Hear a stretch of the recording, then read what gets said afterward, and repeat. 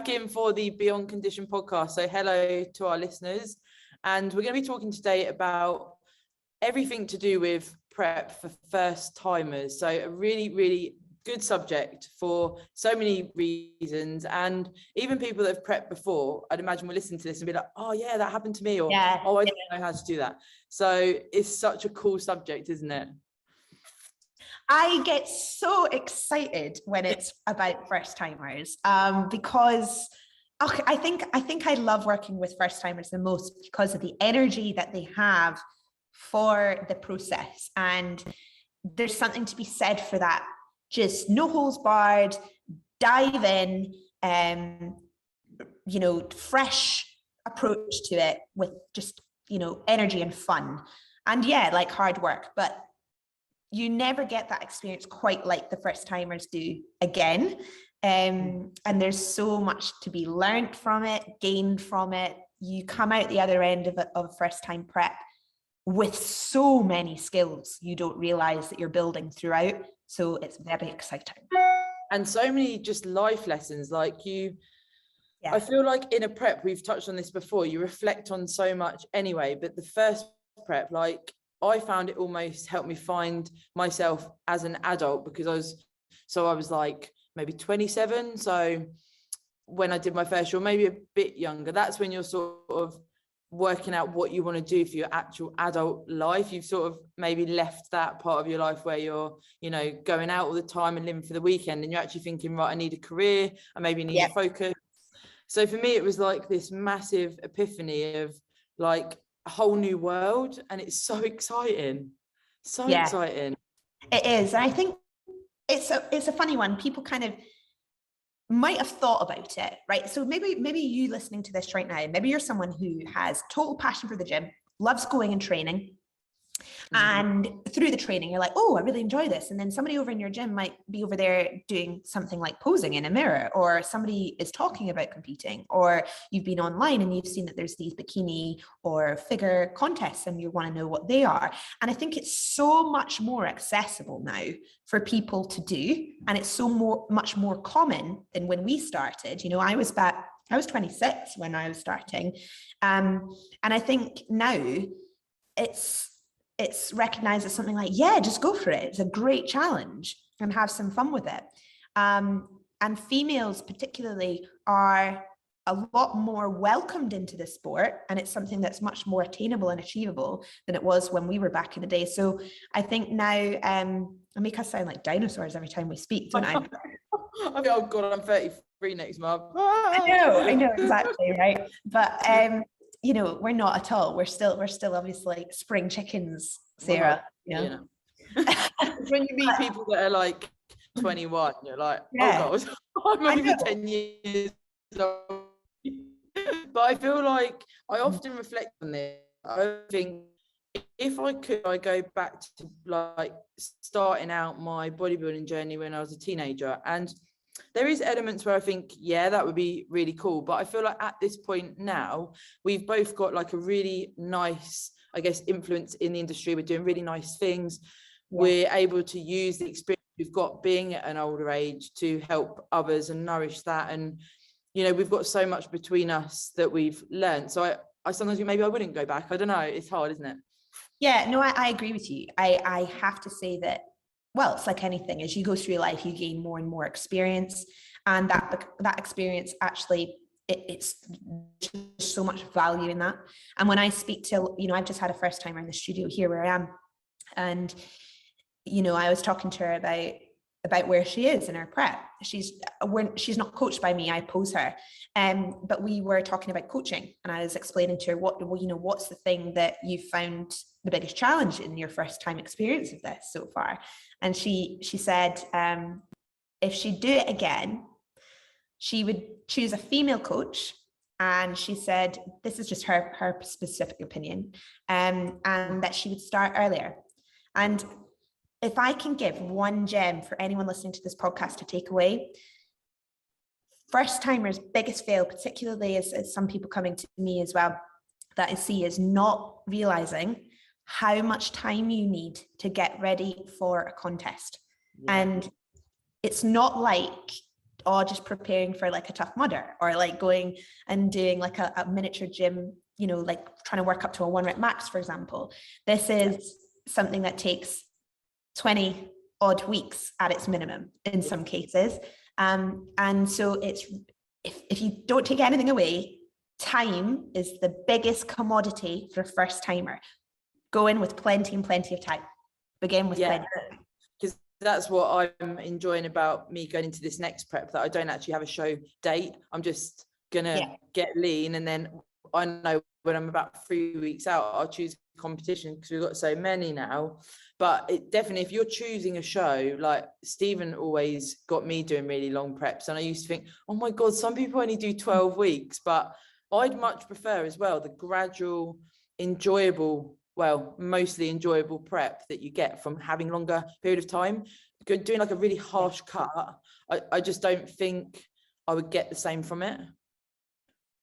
No, I agree. And, you know, at first, when you go into a prep, you're all guns blazing. You're like, when's the cut happening? When am I getting to? When am I going to be like sub 5% body fat? But that's, you know, and your fire is there and it's amazing. But then when, you know, coach comes in, or if you're doing this yourself, everything tells you slow and controlled fat loss is the winner of the game, because the aim is to retain that lovely tissue that you've built on the frame.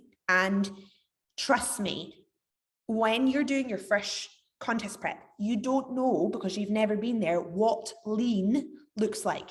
Yep, stage lean. What stage lean physically looks like, and what it feels like.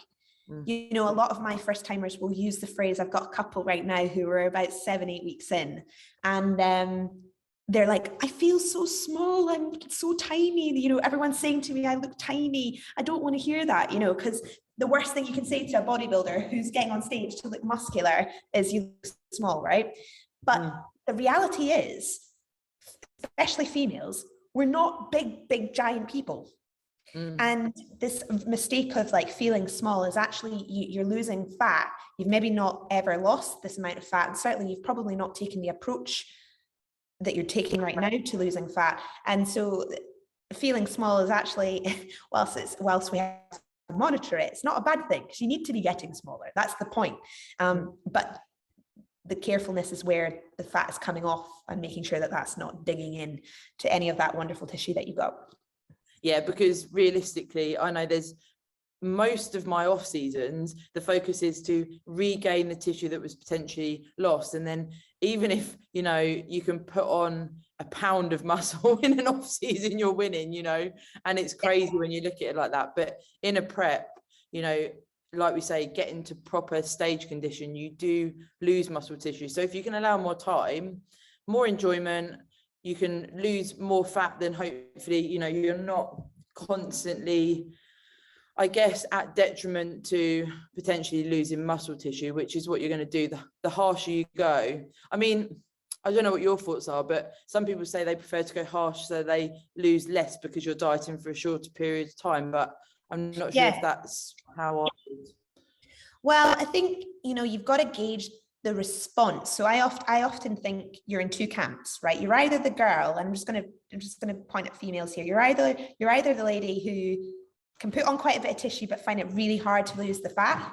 Yeah. Or you're the person that can lose a ton of fat really quickly but not gain, or find it very hard or struggle to maintain the muscle. So you're one or two. And I kind of think from this perspective, you've got to think, well, whatever approach I take, I've got to make sure that I'm not just dieting myself away to just nothingness. And I'm not also going to find it so difficult that I've got no time and I'm just, you know, a bit kind of lost for it.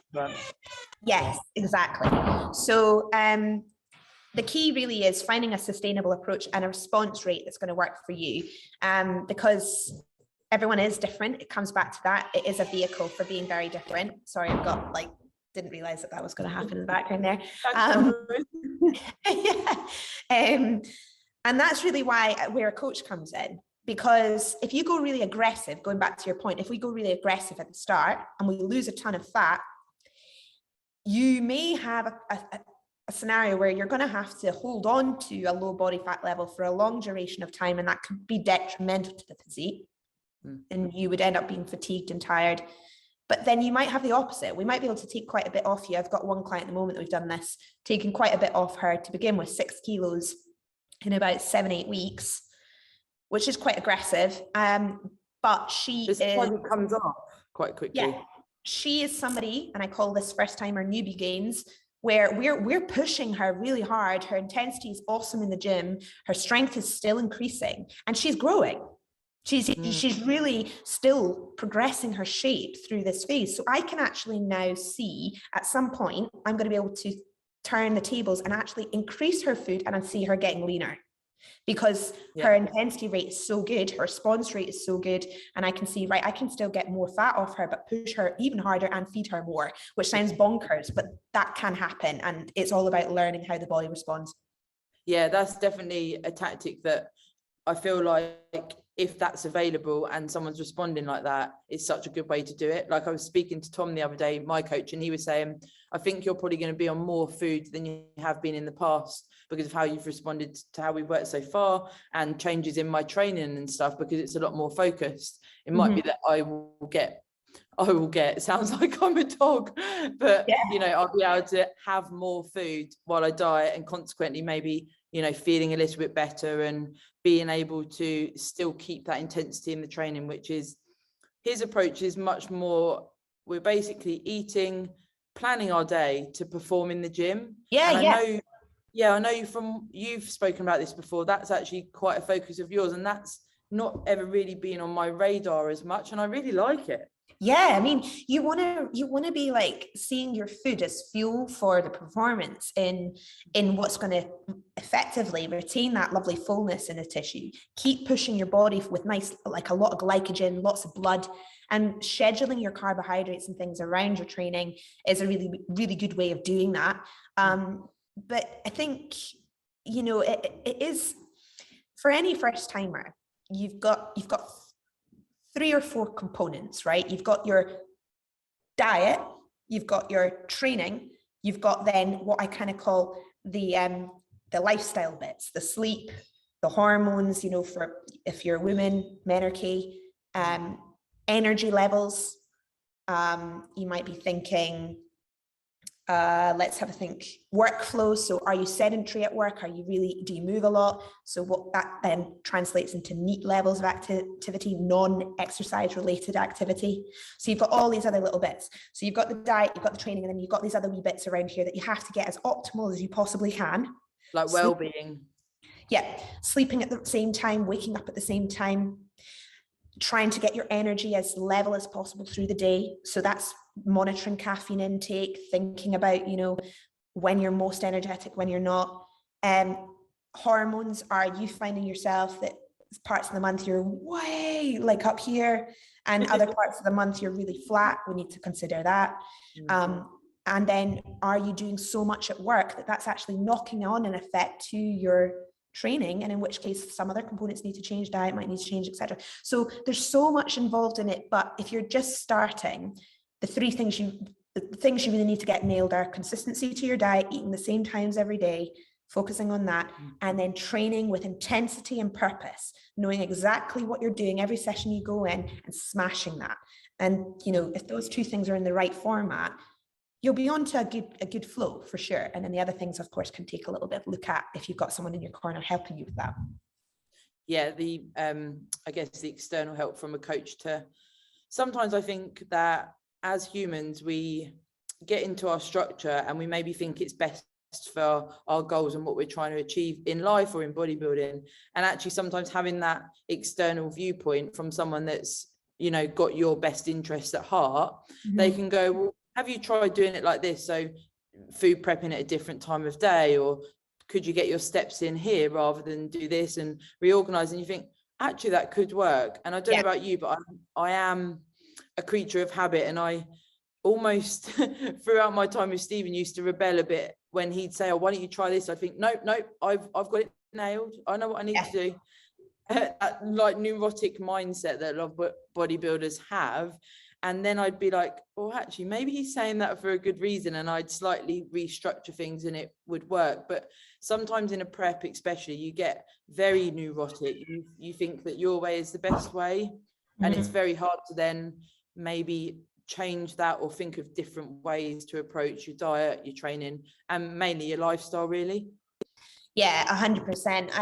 I think as well, like, if I'm going to be completely honest with you, in this day and age now, when there's so many good prep coaches, there's good prep coaches, like, why would you struggle and try and do, unless you're somebody who's like a really, like, PT is your life and you want to learn all these sorts of things, why would you try and get into stage condition lean when there's people out there that can literally help you factor in, you know, all the experience you've got, but help you navigate the mistakes that happen time and time again, because they do. Obviously give you key tips, help you all the way through, give you professional advice, and ensure that you're going to get the result. It's like anything, and I know we've said this on podcasts before, but you know, if I had a problem with my tooth, I'm not going to sit here and read a manual on how to fix my tooth. I'm going to go to the dentist and ask, please help me fix my tooth. It's like the same, it's the same thing. Good example, though. Yeah. If you want to get on stage, go and get someone who helps you get on stage. Yeah, like I used to joke and say that Stephen's coaching price was like a utility bill for me, because it's investing in myself, and if I can't afford that, then I personally would want to reassess where I'm at and make it happen. It's so important. Yeah, and I mean, on that's massive. That's a massive thing. You know, where else? So I'll ask the listeners, you know, where are you spending excess money on at the moment? And what does that translate? If you took all that money, right, and then you invested that money into somebody that's going to literally, and I say this to my guys, I'm going to help you change your body, change your mindset. I'm literally going to level every area of your life up. What does that mean to you in monetary terms? And are you willing to change what you're spending on now and thrust it into that and get the benefit that's actually going to help you then better your life overall? It's a no-brainer. You know what I mean? For me, and for a lot of my clients coming in, it's like, this isn't just you getting on stage. This is you learning skills that are going to transfer into every other area of your life. And you're literally going to feel and become a more confident version of who you are right now in this moment. And that's like really powerful. I feel like on the flip side of that as well, if for me, because I got so much out of coaching, like you've just described there, what you get, it was a non-negotiable for me. But I actually took on a new client today, Dom, and he was saying that one of his sort of, I guess, foundations to getting a new coach was that he didn't feel like a paycheck. And that he also had that communication with a coach, and that hit home for what we talk about in regards to, you know, if you're getting the coaching service that you desire and you're getting all of those things you just listed, I think the money it's not so much of a problem, I guess. But if you're feeling like a paycheck, you're going to start to resent paying that money out, and it's not going to be a priority for you.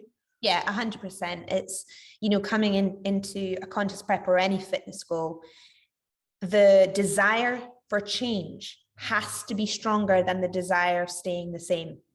And if your desire for change is strong enough, you will invest in that.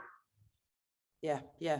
And it's amazing, isn't it? Because it's so cool when you first get a coach, because there's so many, like, there's homework, you know, we mentioned it on last week's pod. We were saying about, you know, you have your check-in day, you've got to do photos, feedback forms, you're, you know, constantly asking questions, you're weighing yourself regularly, all of these things. And it becomes like, wow, this is really cool because I'm accountable, and you want it to stay like that. You don't want to, you know, I would hate for my clients or myself to think, oh God, I've got to do my weekly feedback form, because then maybe that's, you know, whether you need to get a new coach or whether you need to get a new motivation in life, perhaps that, you know, it would go in that direction. But yeah, it's nice because it's just, I guess, feeling like someone is nourishing your goals and is just solely focused on you achieving your goals is just amazing.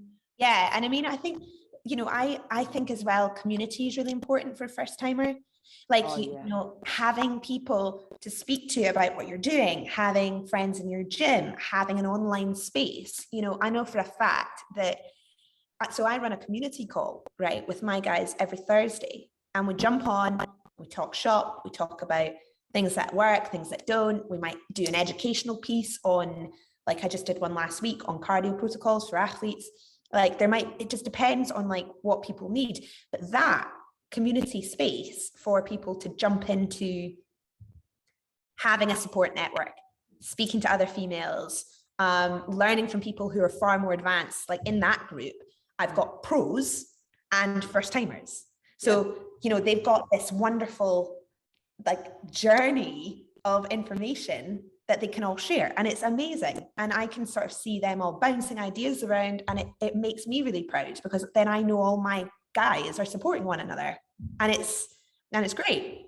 And I've been there, you know, and you have, Sarah, you know, where we are on online chats or in DMs, or maybe you're watching a YouTube series and you find people through that. So it's finding places that you can connect with other like-minded people who are on the same journey as you. Don't feel scared about reaching out, guys. Like, get in people's DMs. Like, oh, I see you're doing this as well. What are you doing? Let's talk about it. Don't feel scared. Like, get chatting to people. Yeah, it's such a cool part to it, the social media side of things, because it often gets a bad rep, things like Instagram and stuff like this, where it can be negative, but it's also got so many positives. And that's actually how Dom and I started talking, was on Instagram. He said to me, oh, I'm, you know, almost lacking in the community where I live. You know, I don't have that many bodybuilders around. And I guess he'd sort of seen that I'm out and about and things like this. And he was like, can I ask you some questions? And it was like, absolutely fine. And then he saw, you know, I was doing online coaching, and he reached out, and that was his biggest thing. The community, he wants the community, he's craving that community. And that's what I always wanted as a first timer. I was like, anywhere I could go to meet other bodybuilders, I was like, count me in. Because it really does add to the experience. Yeah. And you feel like you're around your people. Yeah, and you get to make friends for life as well. Like, you know, like quite a few people that I've competed with over the years, I know them, and you know, I've been with them on stage, I've gone for coffee with them, I've done gym dates, I've, you know, been through ups and downs with them. You know, it's like you meet a lot of cool people. And for most people, I'd say it's quite nice. It's quite a solo journey. You're usually one or two, unless you're in a gym of full bodybuilders, that you're maybe not in a gym of bodybuilders at all. So this helps for sure, finding other people. It's so cool. And talking of community, we've got a few questions that came in on Instagram, which we love. Awesome. Love.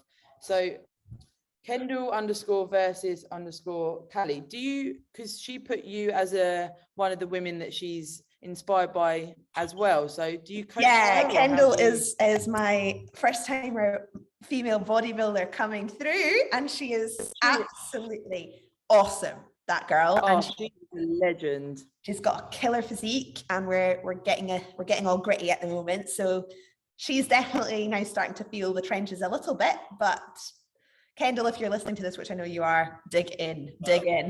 Oh, she's such a girl. So she said, biggest learning from prep to pass to a newbie, something to consider which is often forgotten. Good question. Okay.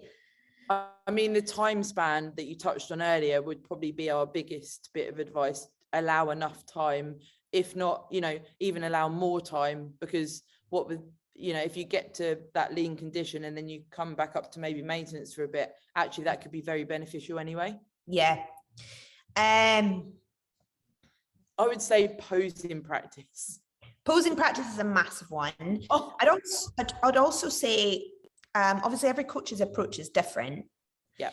But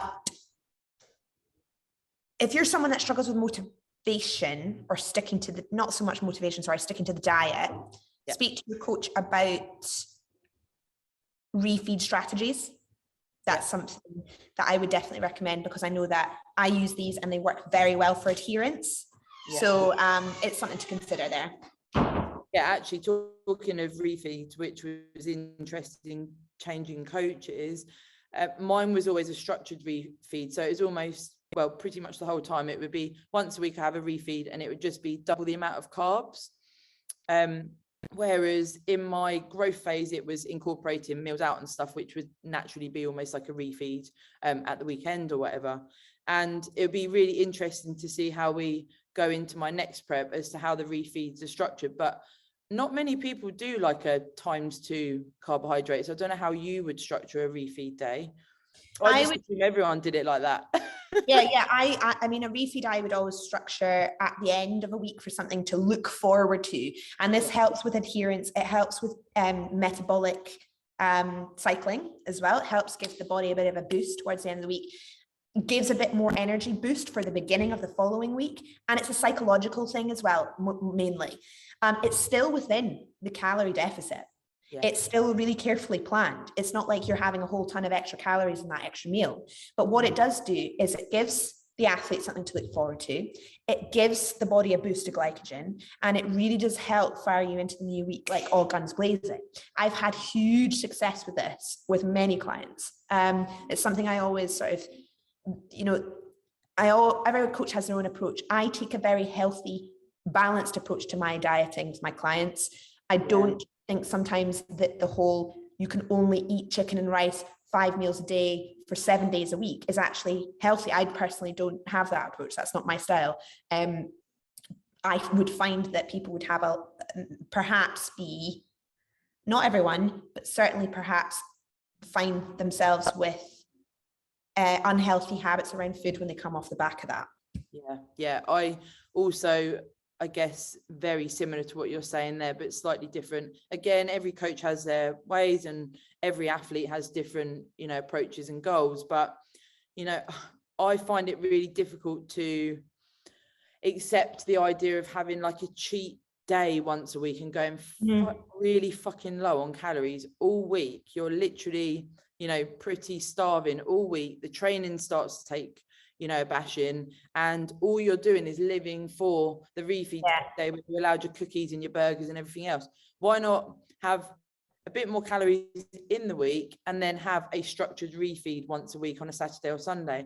I personally, I can't see why you would want to just use that day to eat a load of shit food, and then I think psychologically you're thinking, yay, but actually your body's like processing all the saturated fats and all the things that you want it to have to struggle to do. And then your digestion's fucked for a few days. You might not be able to go to the toilet. So, I mean, like we say, there's different tactics for every coach, but personally, the structured refeed of just a bit more potato and a bit more rice or something, for me, is a really good way to do it, to feed the rest of those days that follow.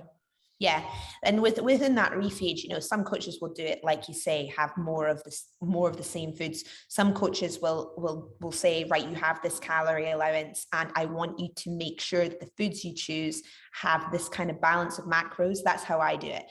Yeah. Because in that particular meal, I want my clients usually to have more fats, and I want them to have a bit more carbohydrate. The protein's not so much of an issue, but I want them to have a higher increase of fats.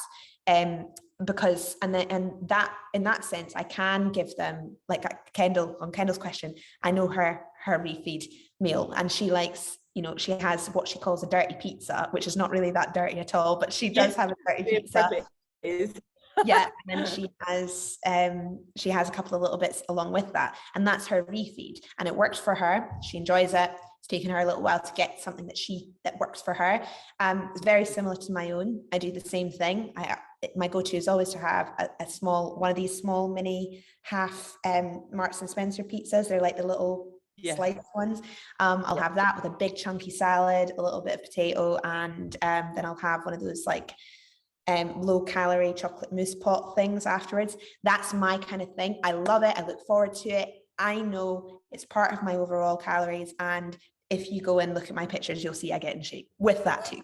So and this is the whole thing, isn't it? Like having things to look forward to, having it within, what we class as easily digestible foods, things that aren't going to fuck up your physique. Totally. And you can look forward to it without it becoming this major obsession of eating a load of crap, basically. And it feels really good standing on stage knowing that, I've managed to enjoy my diet. It's okay. Yeah. And you're not like dragging your ass through. Also, it sets you up for after the show to not, I guess, go into these binge type behaviors, because you focused on competing, and you know, if you're looking to really do well at your show, that should be the focus, not what do I get to eat after I come off stage. And that's the first, you know, definitely for first timers, and I did it myself, I just wanted to eat after, and I wasn't maybe necessarily focusing on my performance, which is what we should really be focusing on as competitors. So we also had a couple of questions from GymFit_John. So he's said, oh no, one of the things is loving the podcast, thank you both. So GymFit John is new to bodybuilding, he's a bit older, and I first started speaking to him because he was sort of like, how old is too old to compete and how old is too old to train? So he's been following both of the podcasts I do, and he was saying thoughts on a practice prep before first real competition prep. And we've spoken about this before with like a photo shoot prep, and I actually think it's a pretty awesome idea. Yeah, I mean, I do as well. First of all, Jim, awesome. Jim John, I can't remember. GymFit John. GymFit John. Can I just tell you, GymFit John, my oldest client is 60 and he is badass, and he has literally, I've got a couple in the 40s, they're masters competitors. One of them last year in his 50s took the WNBF pro card in the master division, and he is in phenomenal shape. And if you want to go see him, you can see him on my profile, Kev. So go and have a little look at him. But in terms of the question, I think it's a great idea if you are not worried about time and you're not thinking, I just want to jump up next year or whatever. I think it's a really good plan to get yourself with a coach, really get your maintenance calories where they need to be, get some good training under your belt, and then go into a cut for a photo shoot or for a sort of what I'd call a body fat loss goal, see what you're looking like, and then build yourself back up and then set the date. I think it's a fantastic idea. You learn a lot about the process of dialing it back down, and you get some phenomenal shots at the end of that, which you can have for life as well. Yeah, because I think as well, you know, even being able to understand if a prep's going to fit into your lifestyle, what you're going to get from that, if you enjoy that lifestyle, and you can then see yourself when you're lean. And one of the biggest things that you can take from it is, where do I need to improve? Now, for a lot of first timers and people that are new to weight training and the bodybuilding lifestyle, generally it's let's put on mass everywhere for a lot of people. If you are coming from, you know, a no training background, if you've trained before, or like you had a discipline like dance, if you've done things before that are going to promote you having good aesthetics already, it might be you can pinpoint certain areas, but you don't know till you get lean what those areas are going to be. So that's a really big as well. Yeah, 100%. And I think to answer the question, like, you know, is it too late to start at any point? No, it's not. You know, like quite a lot of our older clients, I say older, I'm not really going to say it older because it's all about the mindset. You know, they want to feel fit, they want to feel healthy, they look good, you know, they want to get in the best shape of their life.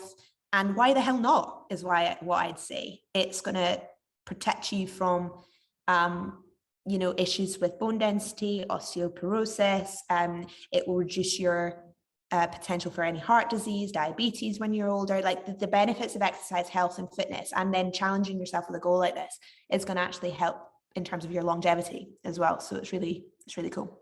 Yeah, it's just such a big, you know, learning process, the journey of going through a prep, but also, you know, bodybuilding and getting into that more should be nourished. You know, it doesn't matter what age you are. And John's really cool as well. Like we go back and forth on DMs, and like he's listening to the podcast, he engages, and he's getting a feel for that community through listening to things like podcasts. And it's just so cool. Like it doesn't matter what age you are, we can all just get stuck in and be nutters together. Exactly. And then Jolene2410, do you know Jolene? Jolene posing, I'm pretty sure. So yes, I know her on here, but I'm not sure if you work with her as a coach. So she's her question's funny. How do you stop cravings on prep? Asking for a friend. Easter eggs are everywhere. Love it. Well, I mean, I mean, the balanced diet and incorporating your micronutrients and different foods, I feel for me, I don't really get cravings. Like, it's more that people say, oh, have you seen this? Oh, do you not miss this? As a first timer, I used to think, oh, maybe I should miss that, or do I miss that? And I'd almost like talk myself into missing it. And then I'd be like, I quite like eating my chicken and veg and my protein yogurt and my oats before bed. I'm pretty cool. Maybe incorporating little things like a square of dark chocolate on your oats before you go to bed, or little. Totally. I mean, sweet cravings are different. I'm just remembering who Jolene is. So Jolene is one of my posing clients in Fife. So, and cool. She's got a really cool job, which I don't really know if I'm allowed to say, but she's in the police. So she's badass. She's a badass little chick. One of the things I always say to my clients, sweet cravings are quite a challenge sometimes. Sugar-free jelly is the best thing in the world. The 1 calorie. I know, if you can eat it, that is, but they are so good for curbing sweet tooth. Also herbal teas, lots of them are kind of sweet tasting. They're really helpful, but also depending on what your coach, again, or if you don't have one, certainly I do this with my guys, is bulking out your veg. So really kind of like, if you are allowed green veg, my guys are allowed kind of optimal levels of that, or certainly more of the green veg, and you are craving something. See, even things like getting celery sticks or cucumber sticks and dipping them in like sugar-free sauce, like one of the sweet ones, like custard and stuff like that. I know it sounds these are the proper prep hacks, aren't they? These sorts of things are really good, like really, really good. If you have the ability to have a little bit of freeway with adding in some calories, or speaking to your coach about this, also rice cakes, so low calorie.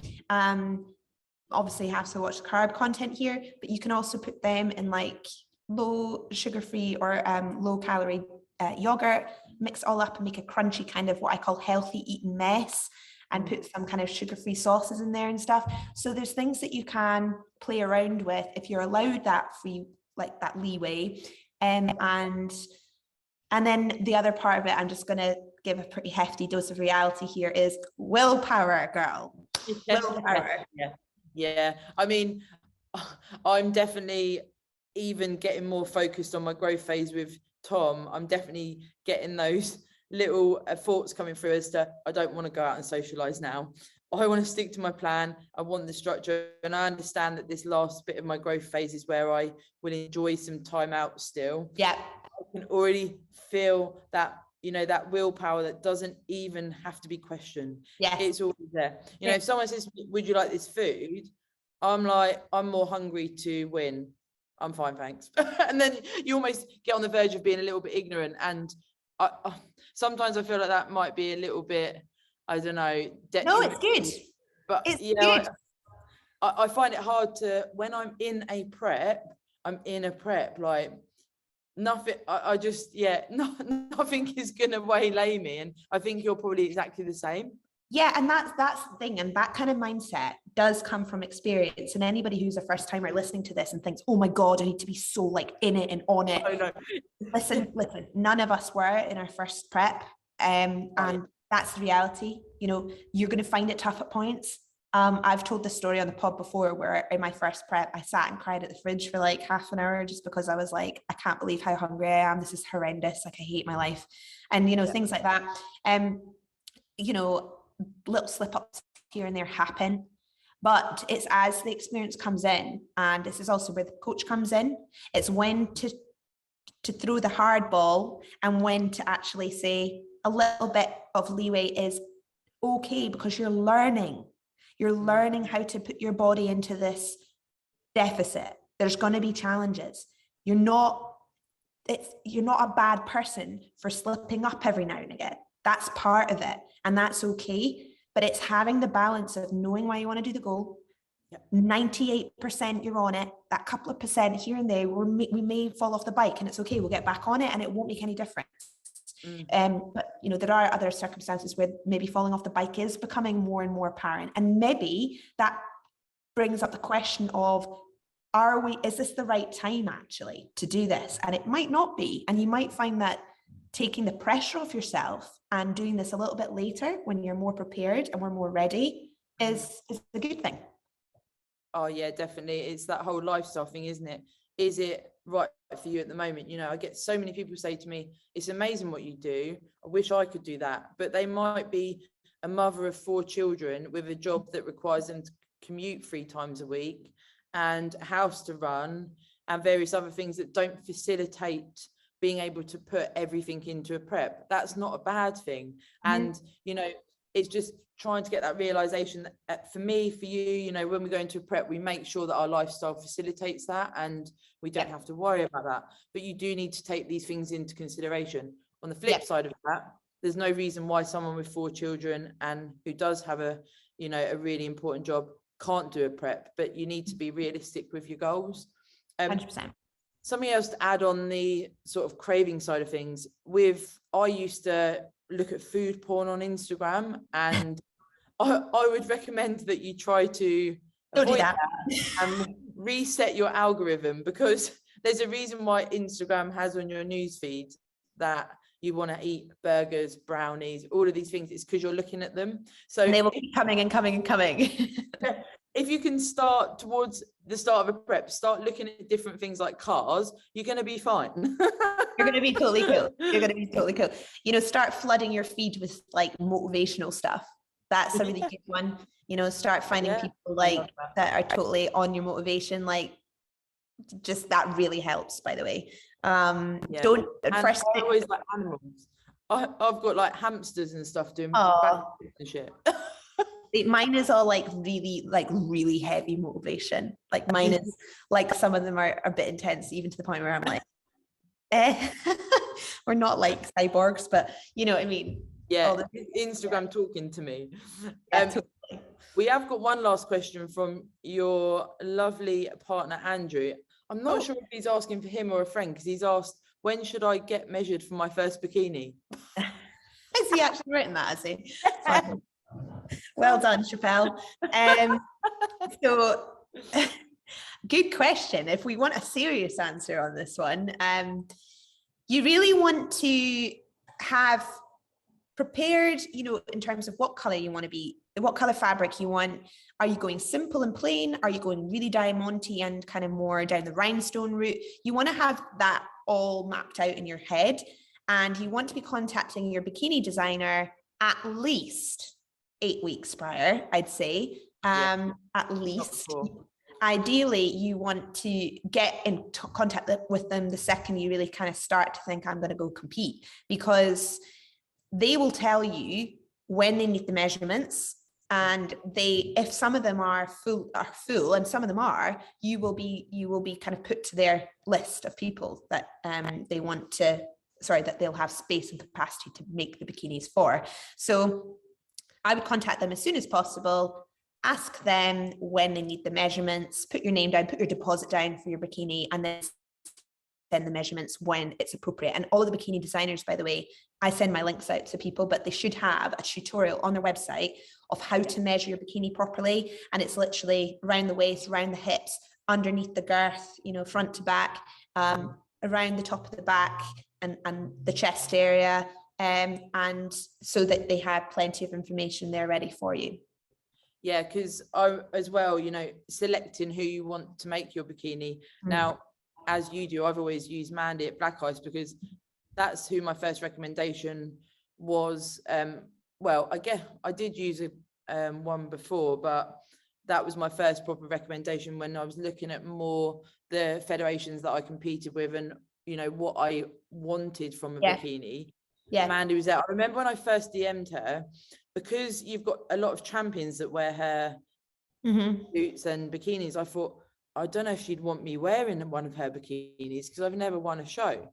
And she was so friendly when she messaged back. I thought, oh my God, this is so cool. Yeah, and they talk you through everything. I mean, she's Manchester, and for me, it's about 4.5 hours. And I do drive up there to collect it in case there's alterations needed. And if you can facilitate doing that, that's super cool as well, like being able to go in person. But you're right, you know, on the website, it pretty much, you know, it's the idiot's guide to how to measure for a bikini. So you're pretty sorted by using that as well. But have a shop around, have a look, maybe DM some different companies. A lot of shows do have stalls with their sort of chosen bikini designer as well now, don't they? Yeah, I mean, I haven't actually seen that at the shows, but I'm sure they must do now. But the other one, I mean, up north here, we have Miss Bikini Fitness. She is very, very good. So she's up around here. Mandy's amazing. I've actually just ordered a posing suit off Mandy, a nice dark blue one. So, you know, these guys, they're well versed in it. They've got all the questions. They've actually got as well, I was on Mandy's website last week. She's got an FAQ section, frequently asked questions for all this stuff, guys. Go on the websites, because of course you can ask your coach, but the bikini makers are ready for these questions. They get them all the time. So ask them, go on the websites, do some research. But yeah, they're two very good ones. Black Ice Bikinis and Miss Bikini Fitness, very good. Mm-hmm. Yeah, and on an extension of that, we actually mentioned it, I think last week, compact for your shoes, your jewelry, all of that. Again, they've been asked every question under the sun. Like some of the questions Jazz gets come in, it's like, it does throw you back to that first timer mentality, because you literally don't know, you literally don't understand, like, what's bikini tape, what shade should I get my tan, you know, things like exfoliating, moisturizing, all of these things that are really important. You know, ask the questions, because they've got the answers straight away. There's no point in getting inside your own head and thinking, I don't know, when you ask the question. Yeah, totally, 100%. So I feel like we've covered a lot today, like a really nice sort of, you know, what I would have potentially quite liked when I was going into my first prep, you know, just a bit of a soundboard as to the things that are probably going through your head right now if you're looking at entering a prep or you have just started one.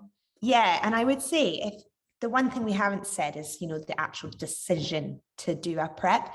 If you're someone that's sitting on the fence just now and you're thinking about it, or you're maybe in the midst of the beginning of one, or you're just kind of umming and ahhing, or you know somebody, right, who wants to, send them this podcast, or just use this as a bit of motivation to just jump in, because trust me, like, we all dilly-dally around making decisions every day of our life. And the best way to find out if this is something you really want to do is just throw yourself in the ring with it, as long as you know you're in the best starting point and a coach can help you with that. And experience it, and don't put too much pressure on yourself. You know, so we've spoken about this on the pods before, but social media has a horrendous way of making us all feel like we should be pro level athletes before we even started. And it's a source of fantastic motivation at the same time as can be quite debilitating when you're trying to make a decision. Don't let that throw you off. Like, we have all been there at the very start of this, and it's a real amazing journey, and you'll meet some great people. And just, yeah, I'd say if you're not sure, just give it a go and have some fun. Because what's the worst that can happen? You stop. Like, you stop, you decide it's not for you, and that's cool. You move on to the other thing. Yeah. And also you can harness that feeling as to, you know, how it felt going into a prep, the things that you might need to change to be able to actually facilitate a prep in the future. You know, there's no off button here. There's no too late. You know, really, anyone can give it a go, and whether it's to actually compete or to do a prep for a photo shoot or whatever that may be, why not just put yourself into it, put your energies into it, and see what you can get from it, and 100%. Go for it. That's what I did in my first one. I just thought, what's the worst that can happen? I could get shredded. Exactly. So channel those energies. I think the biggest thing from being a bodybuilder for me is that self-development and that internal, you know, motivation and drive you get is just phenomenal. So thank you for listening, guys. Thank you for listening, everyone. We hope we've convinced you to start your first prep if you haven't already. Absolutely. And if you are, you know, if you've got more questions about first time prep, drop Sarah and I a message. Drop your comments below. Share this podcast with as many people. We want to reach as many people as possible. And we just value your time for listening to us. And thanks for giving us the chance to share all of our experience with you. Yes, because together we are stronger. Whoop, whoop. There we go. So I will see you next week, Steff. Until the next one. Peace out. Bye, y'all. Bye.